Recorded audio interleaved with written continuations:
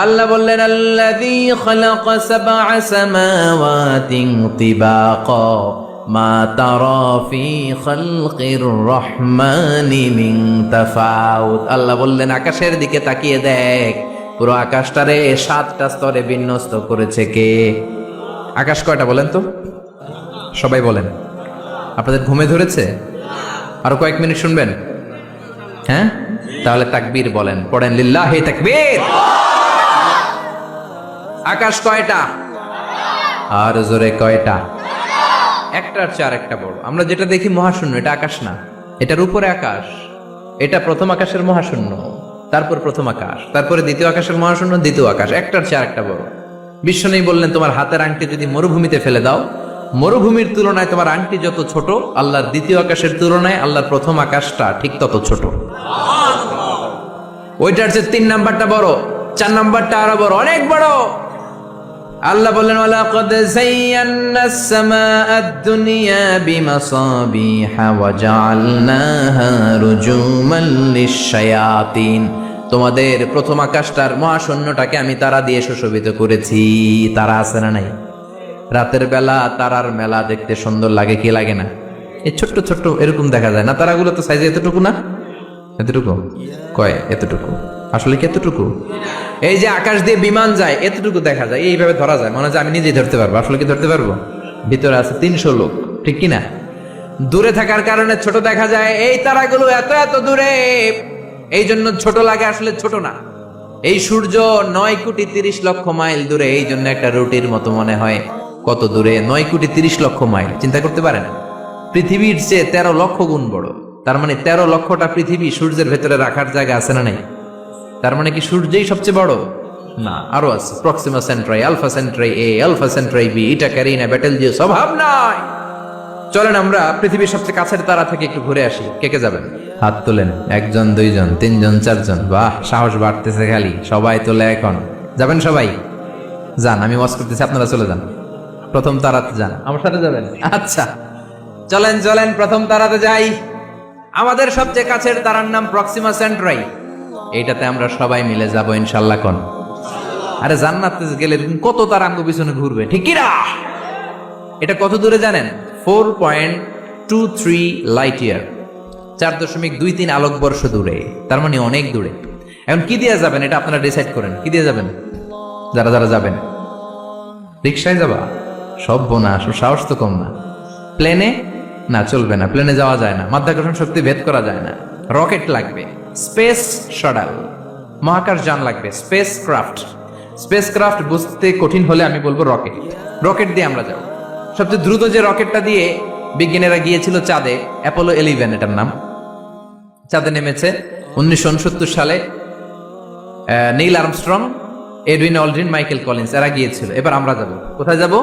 পৃথিবীর সবচেয়ে কাছের তারা প্রক্সিমা সেন্ট্রাইতে যাব, 4.23 লাইট ইয়ার দূরে। এই যানবাহনটা কত দ্রুত চলে এটা একটু শোনেন। এই স্পেস শাটল অ্যাপোলো 11, এটা সেকেন্ডে চলে 11 কিলোমিটার বেগে, মিনিটে চলে 660 কিলোমিটার বেগে, ঘন্টায় চলে 39,000 কিলোমিটার বেগে। সুবহানাল্লাহ বাড়িতে যেয়ে বলবেন। একটা মহাকাশ যান 39,000 কিলোমিটার বেগে ছুটে। কেন ইমাজিন? এটা কি কল্পনা করা যায়? কল্পনা করা যায়? আমেরিকা বাংলাদেশ থেকে যত দূরে, অনেক দূর, ধরেন 10,000 কিলোমিটার দূর, ওই যানবাহনটা দিয়ে 1 ঘন্টায় 4 বার আমেরিকা যাওয়া যাবে। 4 বার, তার মানে কত স্পিডি? ঘন্টায় চলে 39,000 কিলোমিটার। ওইটা দিয়ে আমরা যাব পৃথিবীর সবচেয়ে কাছের তারার কাছে। যাবেন তো? খেয়াল করবেন, তারাটা দূরের তারা না, পৃথিবীর সবচেয়ে কাছের তারা, সূর্যের পরে সবচেয়ে কাছের যে তারাটা, ওইটাতে আমরা যাব, প্রক্সিমা সেন্ট্রাই। ওই যানবাহনটা দিয়ে, যেটা ঘন্টায় চলে 39,000 কিলোমিটার। কত হাজার কিলোমিটার? 39,000 কিলোমিটার যাবেন 1 ঘন্টায়। এত দ্রুত যানবাহন দিয়ে যাবেন, তারপরেও ওইখানে পৌঁছতে আপনার 1,15,000 বছর লেগে যাবে। যেটা ঘন্টায় চলে 39,000 কিলোমিটার বেগে, এটা দিয়ে যদি সবচেয়ে কাছের তারাটাতে আমরা ভিজিট করতে চাই, ঘুরতে যেতে চাই, আমাদের লেগে যাবে 1,15,000 বছর। তার মানে গ্রিক সভ্যতার সময়ও যদি কেউ ট্রাভেল শুরু করে, আজকে পুরো ট্রাভেলের 4% কমপ্লিট হবে না। সুবহানাল্লাহ কইবেন না? এখন আমি যাব আর আপনারা যাবেন, আমরা শুরু করলাম। যারা যারা হাত তুলছেন আর আমাকে আল্লাহ 1,15,000 বছর হায়াত দিয়ে দিল মনে করেন, আমরা যাওয়া শুরু করলাম। আর দুনিয়াতে যারা থাকবে ময়রা সব ভূত, সব মরবে। আমার নাতি মরবে, পুতি মরবে, সুতি মরবে, দুতি মরবে, খুতি মরবে, সব মরবে। 6,000 জেনারেশন মরে যাবে, তারপরে ওইটাতে নামার সময় আমাদের হবে না। 6,000 জেনারেশন চলে যাবে, 6,000 প্রজন্ম শেষ হয়ে যাবে, তারপরে ওখানে নামা আমাদের তখনও সময় হবে না। চিল্লায় বলেন আল্লাহু আকবার। সে আল্লাহ বললেন, গোলাম লাকাদ যায়্যানা আস-সামাআদ দুনিয়া বিমাসাবিহা ওয়া জাআলনাহা রুজুমান লিশ-শায়াতিন। তোমাদের প্রথম আকাশটা এরকম অসংখ্য তারা দিয়ে আমি বিউটিফাই করে দিয়েছি। I have beautified the closer sky with light, candles and stars. তারা দিয়ে সুশোভিত করেছি। সবচেয়ে কাছের তারার যদি এই অবস্থা হয়, তাহলে পৃথিবী থেকে সবচেয়ে দূরের তারার কি অবস্থা হবে? এটা হচ্ছে আমাদের গ্যালাক্সি ট্রাভেল। আমাদের এক গ্যালাক্সি থেকে আরেক গ্যালাক্সিতে গেলে কত সময় লাগবে? এরকম লক্ষ লক্ষ গ্যালাক্সি মহাবিশ্বে আছে না নাই? এই সব খেলা প্রথম আকাশের খেলা, তারপরে প্রথম আকাশের মহাশূন্যের খেলা, তারপরে প্রথম আকাশ।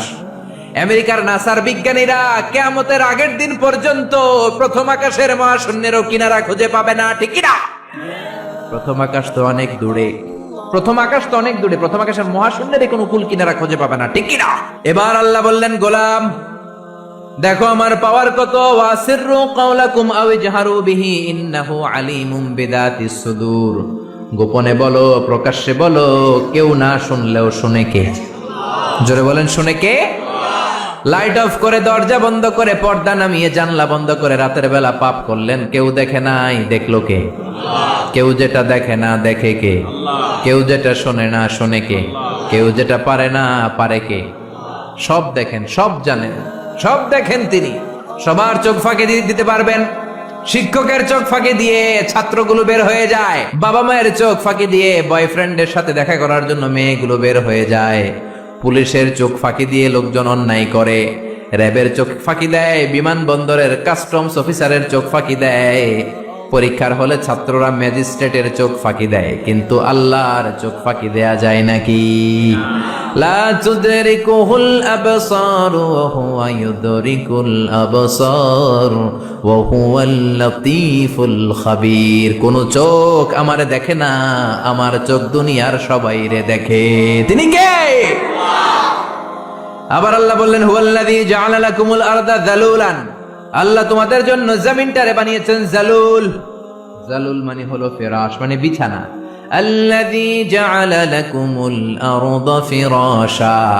আল্লাহ তোমাদের জন্য জমিনটাকে বিছানা বানিয়েছেন। এই যে বিছানার মতো না জমিনটা, উঁচু নিচু হলে তো চড়তে পারতাম না, তাহলে গাড়ি নিয়ে এমনি ওঠা লাগতো একবার, এমনি একবার, আবার এমনি এমনি চালাইতে পারতাম।